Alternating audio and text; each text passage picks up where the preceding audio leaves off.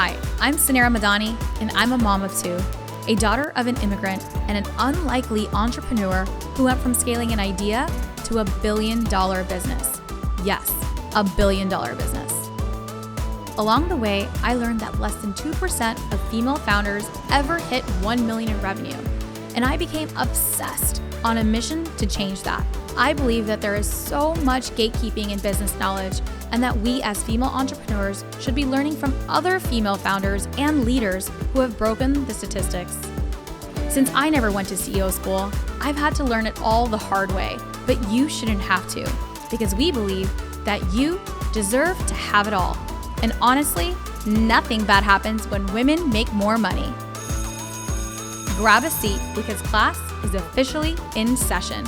Welcome to CEO School. Welcome to CEO School Wind Down Wednesday. I'm your host, Suneera Madhani, and today I want to talk about sales and launches and promotions and campaigns because we just got off of Black Friday. And this Black Friday, I don't know if you all felt this or not, but I felt like it was the noisiest I've ever seen a Black Friday.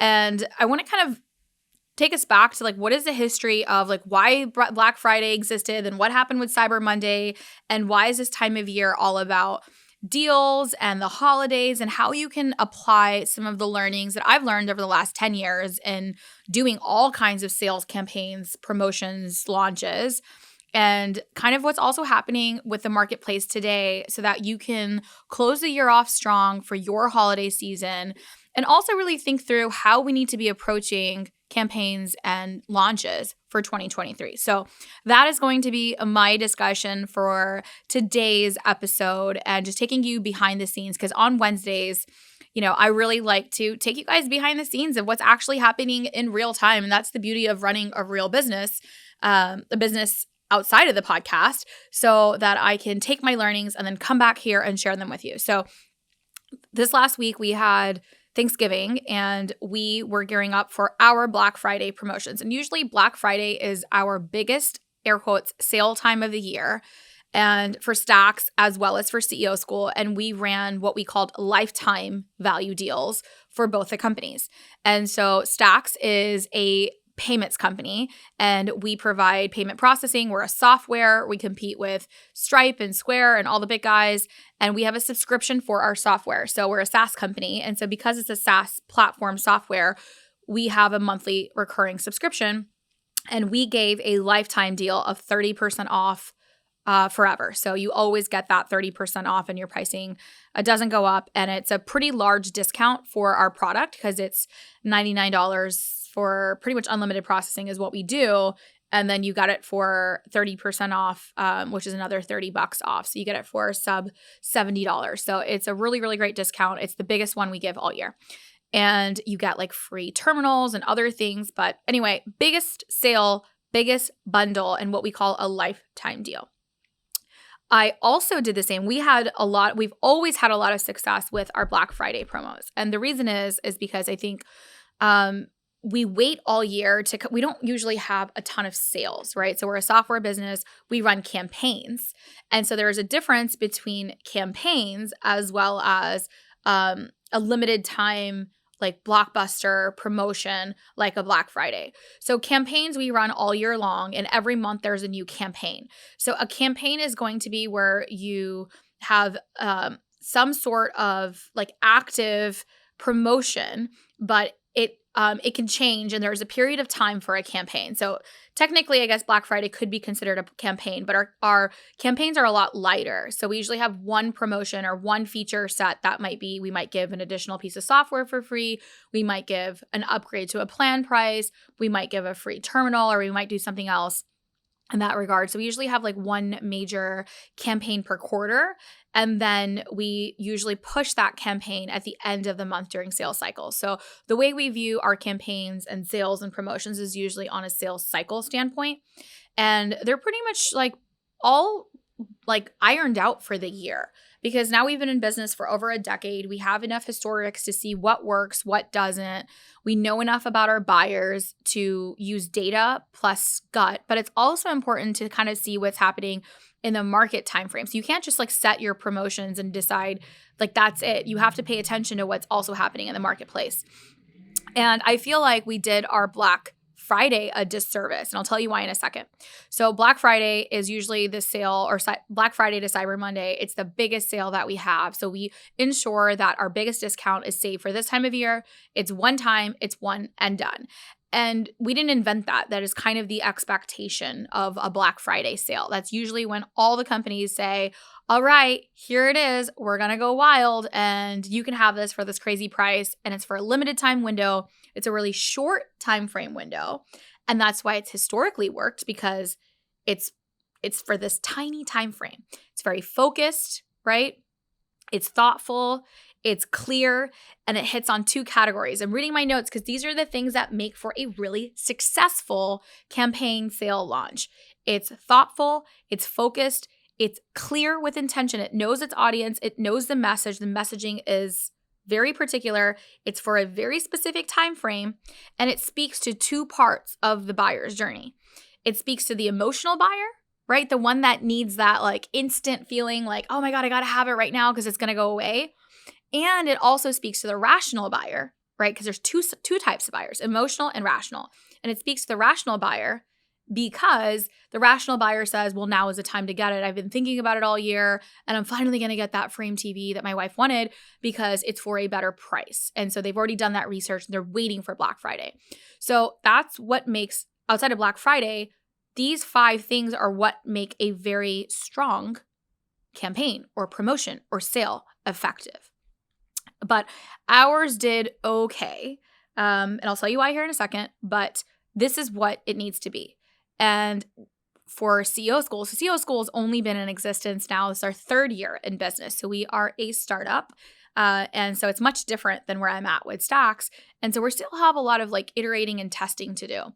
But I made the assumption because last year we've done the same thing, because that's my experience in running it at Stacks. And what I've seen for other companies is this is like the biggest promotion. And we actually had a successful Black Friday at CEO School. But we did the same thing. We did our biggest lifetime deal ever. We did 50% off all of our programs, and for the club membership, everything was 50 off. And we said, ready, set, go.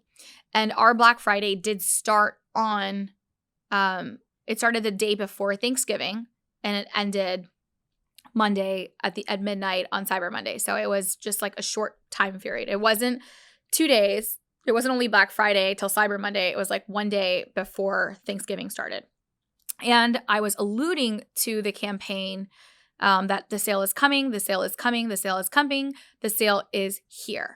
And so we had a successful Black Friday launch for CEO School, but I felt like it could have been better. And here's what happened.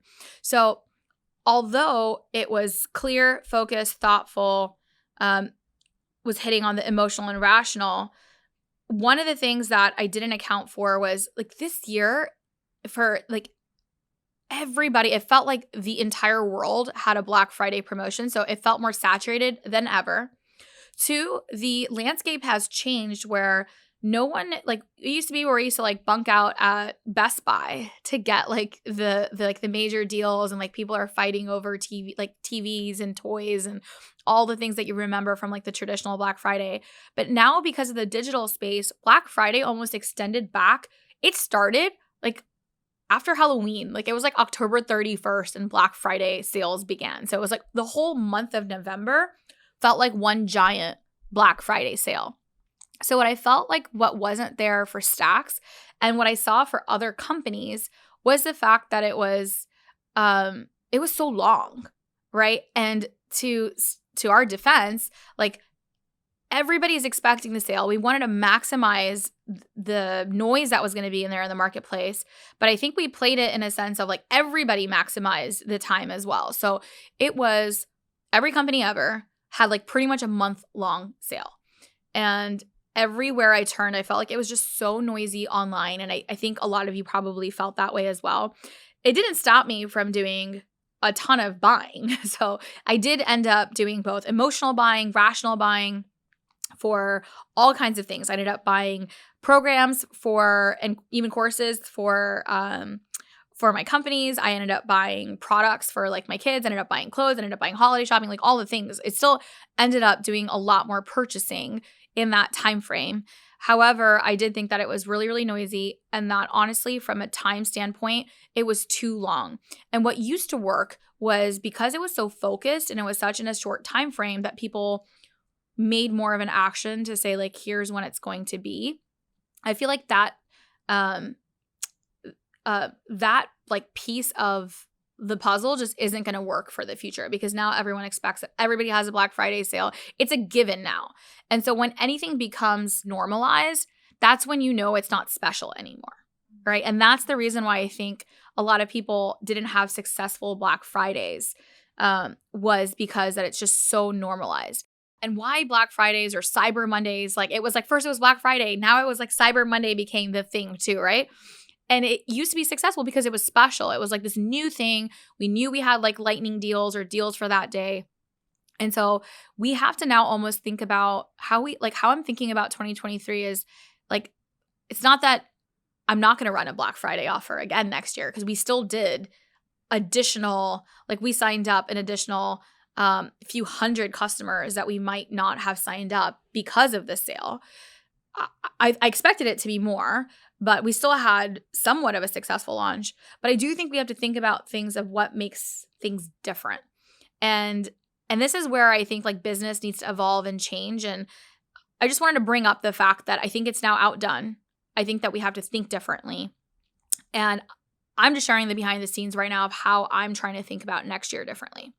So for Stacks, I do think that we don't have to wait until, if Black Friday is noisy, maybe we create our own date, maybe around our anniversary time, right? So maybe we pick another date to move our biggest sale of the year. And maybe we can replicate that sale on Black Friday, just because we don't want to lose out on like, everyone's having a promotion. We don't want to be like left out and be not having a promotion at a company at our scale or size. But maybe we replicate what has worked at another time frame. So I do know that in July, it is our anniversary for the company.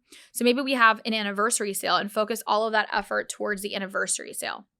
And I think build up is also something that's really important. And I think companies did not do a great job about build up. And I think one of the reasons why the CEO school promotion was really successful is I didn't run the promotion for the entire month. I only ran it for 5 days. However, the build up was the whole month. Right? So we had the build up saying it's coming, it's coming, it's coming, and then it was here. And so I do think that part of a sale is a campaign portion, right? It's that build up for the audience so that you can get both that emotional side of that customer and the rational side of the customer. And that is really important for you to think about your buyers. And that's something that we forget about when we're building these things out. So it's not just the sale. It's not just the immediate gratification. People need that build up. And so I do think that was one of the reasons why the CEO school promotion was so successful. One, it was a pretty heavy discount, right? So it was a pretty great offer, but I think we led up to it with the right amount of time. But my biggest lesson here is that I don't think it has to be Black Friday. So as I'm thinking about next year and I saw everybody doing the same shit, it's just outdone. That means that things have to change, because we all know that when you do the same thing over and over again and you expect different like results, that's insanity, right? And so I think that's where we are with Black Friday, Cyber Monday. Everybody's got it. It was a whole month long. And honestly, I feel like maybe the next year's Black Friday, because the world doesn't think that way, right? We at CEO school are like, how can we be different? How are we going to stay ahead of competition? We're sitting here now thinking about next year today, and our sales and promotions for next year is today. But I guarantee you, Black Friday and Cyber Monday are like the month. It's going to be like when like Halloween finishes and Christmas decorations go up. You know what I'm talking about, right? When like Christmas decorations go up and you're like, what the fuck just happened? Like we haven't even gotten out of Halloween and here we are in Christmas. It's because like we've just people are ready. Like we're pushing it so much. And so I do think that we have to get more creative as entrepreneurs in a really, really noisy world. And the world is getting even more noisier with our digital landscape, right? We're not going into stores anymore. There are, like, whatever you're doing as an entrepreneur, somebody else is doing it too. You're not novel. Like, I guarantee it. You might have your unique value proposition, but you have competition. And that competition is only increasing. Everyone is learning tools and things faster. So we have to find more creative ways to reach our target customers. And so what goes back to everything is when I think about as a marketer, and a marketer first, I always think about what makes a really great successful campaign. And one, it's having that right amount of time frame to amp up your audience, right? So you can hit that rationalization, you can hit that customer to say it's coming, and making sure that that content is reflective across all of your platforms too. So it's not just, reaching your customer. Gone are the days that you just reach your customer through like one avenue. Okay. So it's not just we, put up a banner on social media or like, here's what's coming on social. If social is the only way that you're reaching your customers, that is not going to work for 2023. Okay. You need to diversify the ways that you're reaching your customer because your Instagram could get shut off tomorrow. Like, we cannot leave our audience or our customers in the hands of any platform. And so it's so important to own that customer through multiple different streams and to reach them where they're at, right? We're all busy, right? So everyone's fighting for the attention. It's not even just your competition. We're all competing for attention and time, right? On our platforms, on our devices. So it's so important for you to reach your customer where they're at. So first, it's really about having that right length and time, right? To say, okay, here's going to be the full campaign that we're going to run. We're going to amp up our audience. Two, it's going to be thinking about it in a multi-channel way. So omni-channel is so important for you to make sure that that campaign is cohesive when it comes to your social media, when it comes to your email list, when it comes to your newsletter, when it comes to your podcast, all the different channels.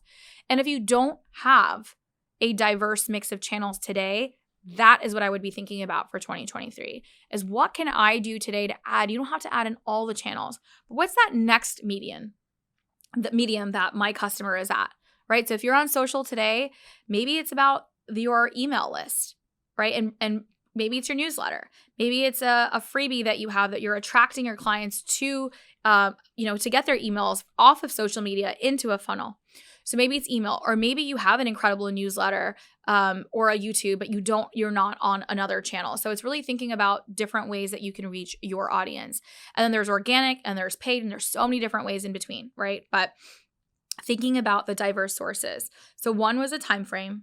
Two was the mix of channels, right? And then three, it's about being focused on that campaign. So you want to make sure that your message is super, super, super clear about what is that offer that you're offering. Why is this different than other things that you've offered?